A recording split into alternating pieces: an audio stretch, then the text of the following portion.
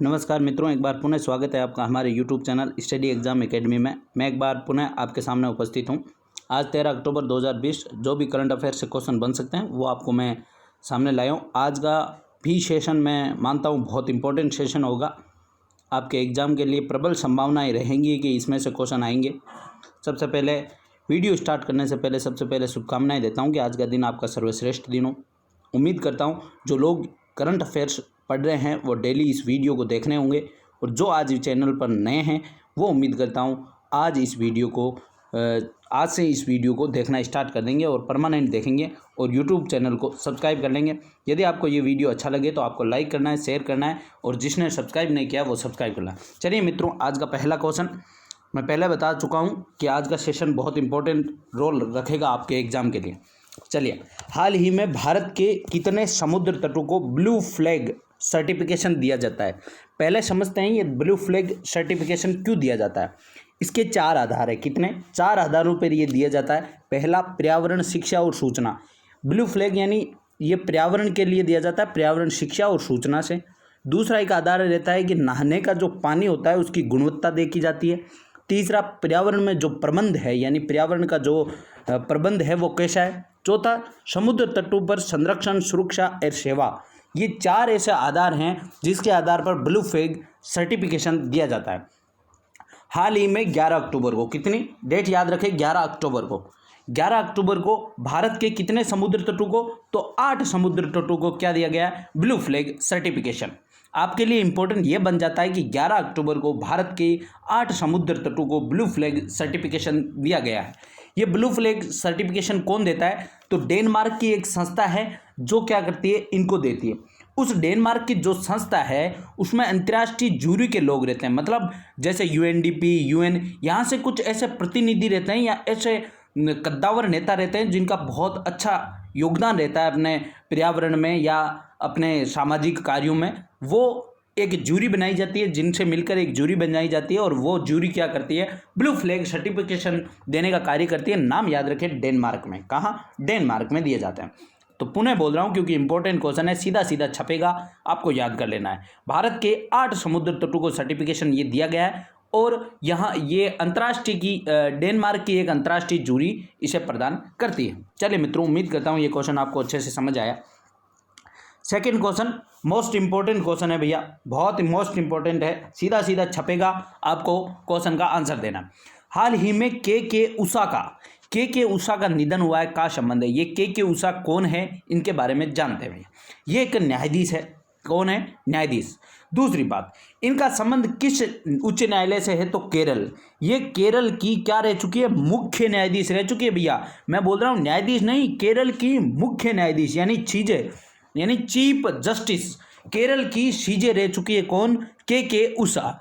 और ये जब रही, कब रही भैया? 2000 से 2001 तक, 2000 से 2001 के बीच में रही। और जब ये कोई भी उच्च न्यायालय में बनने वाली पहली महिला उच्च न्यायाधीश थे भैया। पहली महिला उच्च न्यायाधीश, मतलब जो सर्वोच्च मुख्य न्यायाधीश होता है वो पहली महिला बनी थी ये के उषा, जो कि कहाँ की बनी? केरल की। 2000 से 2001 के बीच में रही।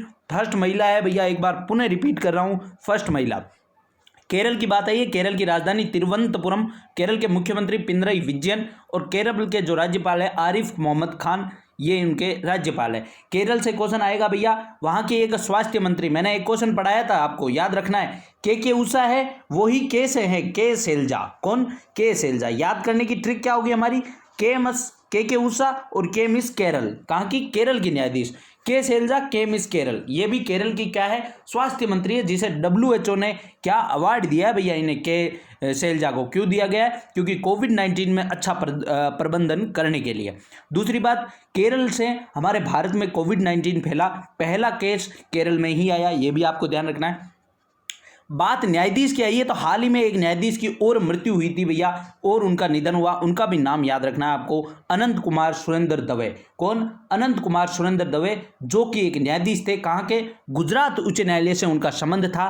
तो 2 क्वेश्चन मैंने यहाँ बता दिए। के उषा जो कि केरल की मुख्य न्यायाधीश रह चुके हैं, और ये ऐसा पद धारण करने वाली पहली महिला थी। दूसरा, अनंत कुमार सुरेंद्र दवे का निधन हुआ, जो कि गुजरात न्यायालय में न्यायाधीश थे।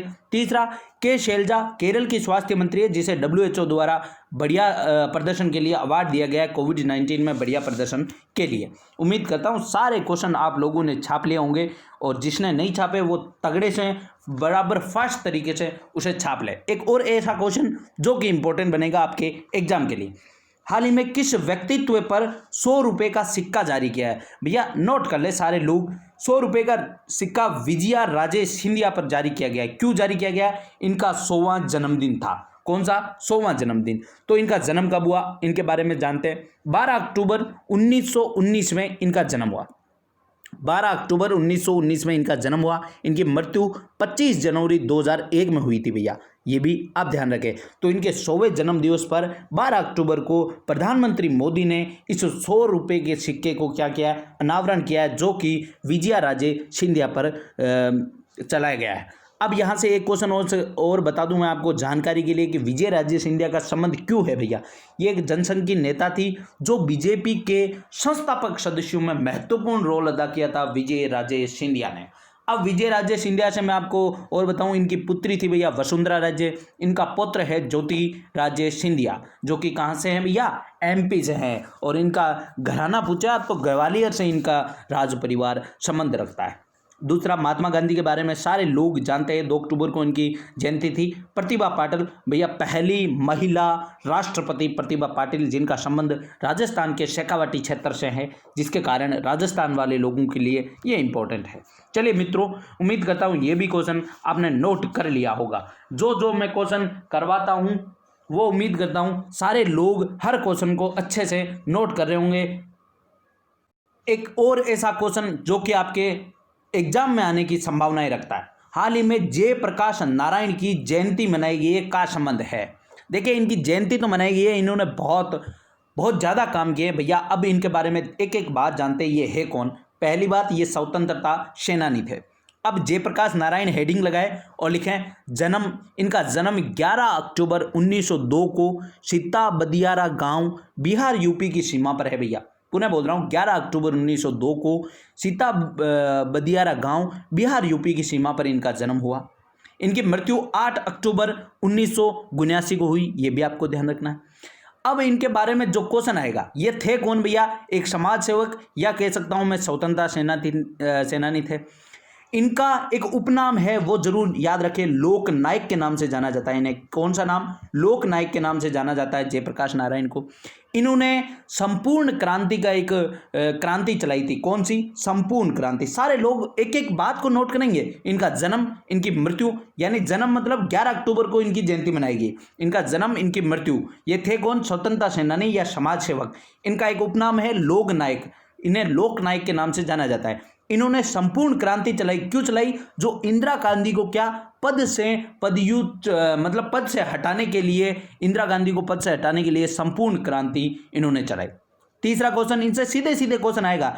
इन्हें 1999 में मरणोपरांत भारत रत्न भी मिला हुआ है। भारत का सर्वोच्च सम्मान भारत रत्न इन्हें 1999 में मिला। दूसरा, 1965 में इन्हें लोक सेवा के लिए रमन मैग्सेसे पुरस्कार भी मिला हुआ है।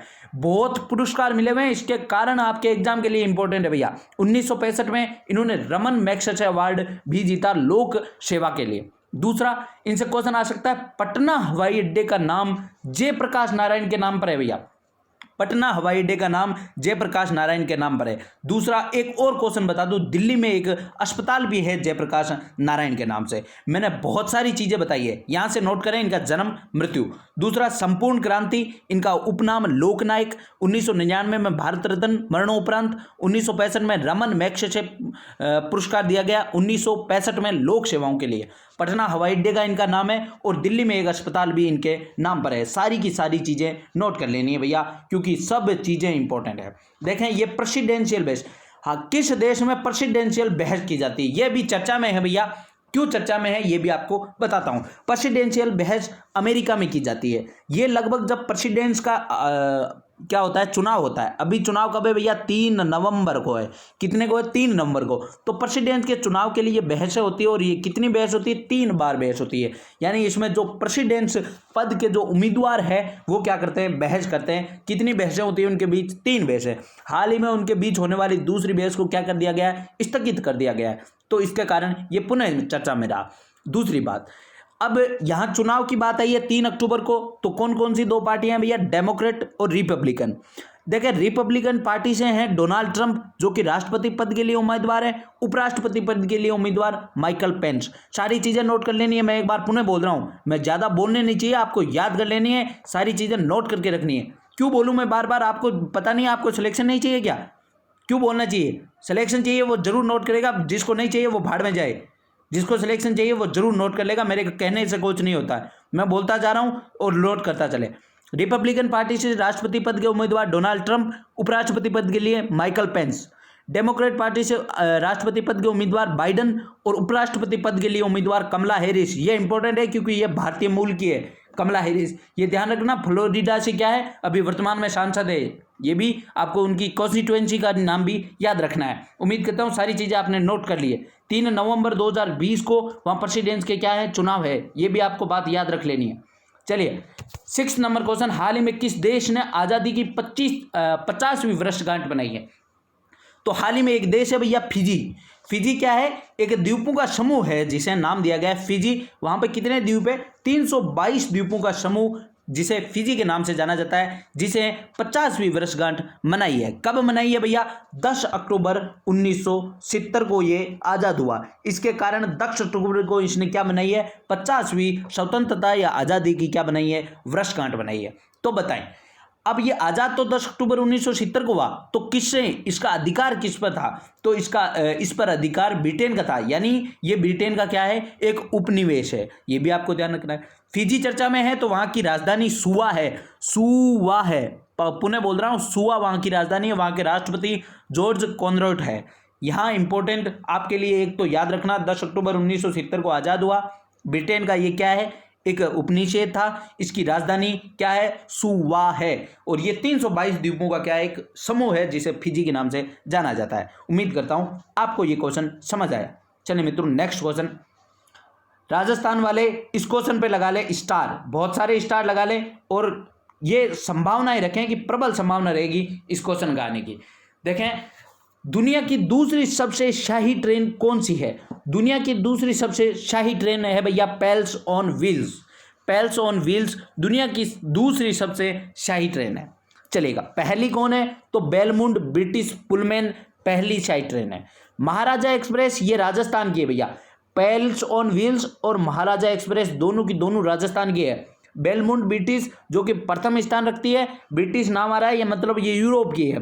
पेल्स ऑन व्हील्स ये राजस्थान की है। महाराजा एक्सप्रेस ये भी राजस्थान की है, लेकिन इसने 8वां स्थान प्राप्त किया, इसने दूसरा स्थान प्राप्त किया भैया। अब ये समझते हैं कि ये शाही ट्रेन घोषणा किसने की है। तो ये भैया एक नामचीन ट्रेवल मैगजीन है जिसने क्या किया है, रीडर्स पॉइंट सर्वे और लोकप्रियता। देखिए पुनः नाम बोल रहा हूँ, नामचीन एक ट्रेवल मैगजीन है जिसने क्या किया है, रीडर्स पॉइंट सर्वे और लोकप्रियता के आधार पर रीडर्स चॉइस अवार्ड दिए गए हैं। रीडर्स चॉइस अवार्ड वही है जो शाही ट्रेन है। यानी रीडर्स चॉइस अवार्ड में प्रथम स्थान किसने रखा है, बेलमुंड ने, दूसरा पेलेस ऑन व्हील्स ने, और 8वां महाराजा एक्सप्रेस ने। आपको ये 2 याद रख लेनी है। तीसरी बेलमुंड ब्रिटिश ये भी याद रखनी है क्योंकि फर्स्ट स्थान इसका भी है। तो शाही ट्रेन, उम्मीद करता हूँ ये चीज़ समझ आई होगी, आपको ज़्यादा इसमें घिचपिच नहीं हुआ होगा। शाही ट्रेन वही है। क्वेश्चन सीधा आ सकता है, रीड्स चॉइस अवार्ड किसे दिया गया है। रीड चॉइस अवार्ड में पहला स्थान बेलमुंड ब्रिटिश पुलमैन ने रखा है, दूसरा पेल्स ऑन व्हील्स ने, महाराजा एक्सप्रेस ने 8वां स्थान। या क्वेश्चन ऐसे भी आ सकता है कि शाही ट्रेन, पहली शाही ट्रेन ये है, दूसरी ये है, और 8वीं महाराजा एक्सप्रेस है। उम्मीद करता हूँ क्वेश्चन मैंने 2 बार समझा दिया, अच्छे से आपको समझ आया। मित्रों नेक्स्ट क्वेश्चन है, हाल ही में महिला वनडे रैंकिंग जारी की गई है, शीर्ष पर कौन रहा है। देखें, आप सोच रहे होंगे कि भैया ये महिला वनडे रैंकिंग तो बार बार आ जाती है, ये बार बार तो ये तो एग्जाम में आती क्यों है, तो मैं बताता हूँ। जैसे आज ये महिला वनडे रैंकिंग आई है, ये महीने 2 महीने में जो एग्जाम होगा यानी जो अगली वनडे रैंकिंग तब तक नहीं आएगी जब तक आपको ये याद रखनी है, और जब दूसरी वनडे रैंकिंग आ जाएगी तब आपको इसको भूलना है और उस वाली को याद रखना है। ये इसमें क्वेश्चन सीधा सीधा आ सकता है यदि करंट में ये मुद्दा बने तो। महिला वनडे रैंकिंग में जारी की गई जिसमें शीर्ष स्थान मैग लेनिन, कहाँ की है भैया, ऑस्ट्रेलिया की कैप्टन है ये मैग लेनिन, वनडे की बोल रहा हूँ भैया। अभी हाल ही में वनडे की जो रैंकिंग में पहला स्थान लेग्निनिन, जो कहाँ की है, ऑस्ट्रेलिया की कैप्टन है। इसमें हमारी स्मृति मंदाना ने 4th स्थान हासिल किया है और मिथाली राज ने 10वां स्थान। ये मिथाली राज पूर्व भारतीय कप्तान है। इनसे एक क्वेश्चन और भी आता है, पहली महिला जिसने दोहरा शतक बनाया था भैया मिथाली राज, सारे लोग नोट कर लेंगे इस बात को। मिथाली राज वो महिला है जिसने क्या पहली बार दोहरा शतक बनाने वाली महिला है। चलिए यहाँ आपको बॉलर की भी मैं बताऊं तो बॉलर में हमारी झूलन गोस्वामी जिन्हें 5वां स्थान मिला है, पूनम यादव जिन्हें 6ठा स्थान मिला है और शिखा पांडे जिन्हें 7वां स्थान मिला है। आपके लिए ये इतना ही इंपॉर्टेंट है, बाकी बातें याद करनी आपको जरूरी नहीं है। चलिए मित्रों, नेक्स्ट क्वेश्चन हमारा 9th नंबर क्वेश्चन, एक और क्वेश्चन जो प्रबल संभावना रहेगी आपके एग्जाम में आने की। फ्रेंच ओपन के विजेता कौन है भैया, ध्यान से समझे। साल में 4 ओपन होते हैं, टेनिस के हैं ये। फ्रेंच ओपन है क्या भैया, टेनिस का टूर्नामेंट है। टेनिस के विश्व में सर्वाधिक प्रचलित 4 क्या होते हैं, टूर्नामेंट होते हैं। नाम नोट कर लें, ऑस्ट्रेलियन ओपन, मैं जैसे नाम बोल रहा हूं वैसे ही क्रम में नोट करें आप, क्योंकि इसमें सीधा सीधा क्वेश्चन पूछता है कि कौन सा क्रम सही है। तो सबसे पहले होता है ऑस्ट्रेलियन ओपन, फिर होता है फ्रेंच ओपन, फिर होता है विंबलडन और फिर होता है लास्ट में अमेरिकन ओपन। पुनः नाम बोल रहा हूं, Australian open, French open, Wimbledon और अमेरिकन ओपन। इस बार हुआ क्या, 2020 में कोविड-19 के कारण ऑस्ट्रेलियन ओपन हो चुका है, फ्रेंच ओपन और विंबलडन ये दोनों क्या कर दिए गए, स्थगित कर दिए गए, यानी रद्द कर दिए गए, और फिर वापस क्या हो गया, अमेरिकन ओपन। तो बीच में जो 2 रुके हुए थे, जो रद्द किए हुए हैं, वो इस बार क्या उस जो क्रम था उसको तोड़ के अब करवाए जा रहे हैं। यानी फ्रेंच ओपन हो चुका है, उम्मीद करते हैं कि दिसंबर या नवंबर एंड तक विंबलडन भी हो जाएगा इस साल का।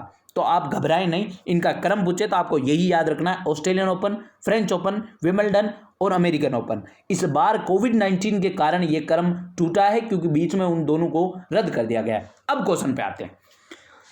फ्रेंच ओपन हाल ही में राफेल नडाल ने जीता है। राफेल नडाल है कहाँ के, स्पेन के। ये 3 नाम है, तीनों के आप नाम याद रखें। राफेल नडाल स्पेन के, नोवाक जोकोविच सर्बिया के, रोजर फेडरर स्विट्जरलैंड। यहाँ से एक नीचे नोट लगाएं और पहले वो नोट लिखें, मैं बोल रहा हूँ जो लिखें कि एकमात्र ऐसा खिलाड़ी जिस पर उस देश का सिक्का जारी किया गया है। भैया एकमात्र ऐसे खिलाड़ी है रोजर फेडरर जिन पर सिक्का जारी हो चुका है। ये कहाँ के हैं, स्विट्जरलैंड के हैं भैया, और यहाँ पे इनका सिक्का जारी हो चुका है। ये आपके लिए इंपॉर्टेंट है। अब फ्रेंच ओपन राफेल नडाल ने किसको हराया है, नोवाक जोकोविच को। यदि क्वेश्चन पूछे अभी वर्तमान में टेनिस में फर्स्ट रैंक कौन रखते हैं, तो नोवाक जोकोविच फर्स्ट रैंक रखते हैं। उम्मीद करता हूँ ये चीज समझ आई। अब मैंने कहा ऑस्ट्रेलियन ओपन इस बार का हो चुका है, अमेरिकन ओपन हो चुका है, तो ऑस्ट्रेलियन ओपन के विजेता लिखे भैया नोवाक जोकोविच, जो कि सर्बिया का है। दूसरा लिखे अमेरिकन ओपन, जिसके जो नए हमें विजेता मिले वो है डोमिनिक थीम। कौन भैया, डोमिनिक थीम उसके विजेता रहे। और ऑस्ट्रेलियन ओपन के विजेता नोवाक जोकोविच रह चुके हैं। फ्रेंच ओपन 2020 के जो विजेता है वो राफेल नडाल, जो कि स्पेन के, जिन्होंने नोवाक जोकोविच को हराया। दूसरी बात, राफेल नडाल ने ये 20वां ग्रैंड स्लैम जीत चुके हैं भैया, ये ग्रैंड स्लैम भी बोलते हैं इसे, तो ये 20वां ग्रैंड स्लैम जीतने वाले भी है।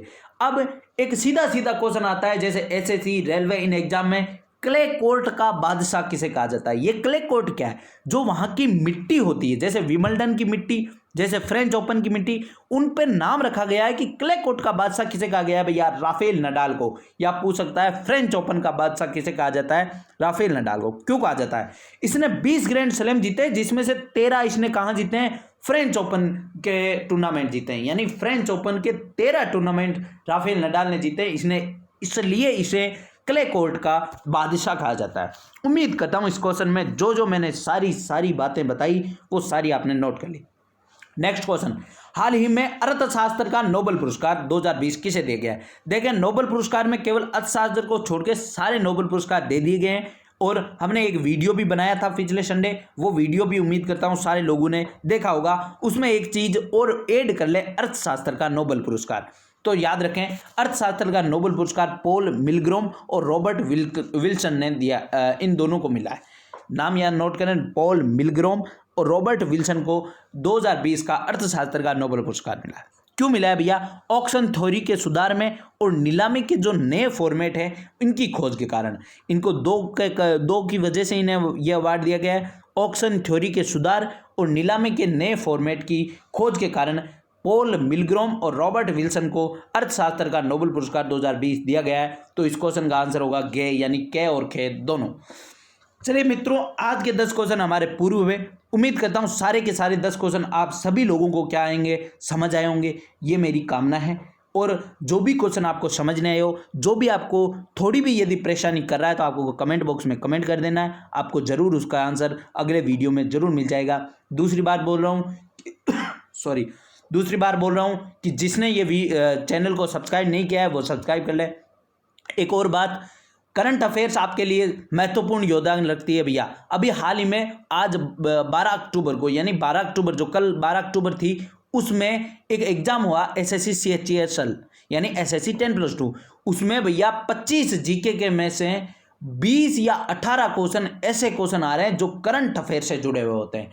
तो आपको ये समझ लेना है कि हमारे लिए करंट अफेयर्स कितनी महत्वपूर्ण योगदान रखती है। आपको क्या करना है, जहां भी आप करंट अफेयर्स देख रहे होंगे वहां आपको क्या करना है, एक तो ट्रस्ट करना होगा। मैं ये नहीं बोलता कि आप मेरी देखें, यदि आपको मेरे पे विश्वास है, यदि मेरा वीडियो अच्छा लगता है तो आप ये वीडियो देखें और इसी वीडियो को देखें, बाकी कहीं नहीं जाएं। मैं उम्मीद करूंगा कि आप ऐसा ही कर रहे होंगे। जहां भी आप वीडियो देख रहे होंगे वहां आप विश्वास रखें उस टीचर पे, उस पर एक ट्रस्ट रखें। एक बार ट्रस्ट करके देखेंगे वो आपके लिए सहायकमंद है या नहीं है, क्योंकि प्रत्येक आदमी अपनी ओर से 101% तैयारी करता है। चलिए दोस्तों, एक बार पुनः आपको शुभकामनाएं देता हूं। आज का दिन आपका सर्वश्रेष्ठ दिन हो। लास्ट में बोल दूंगा जय हिंद, जय भारत।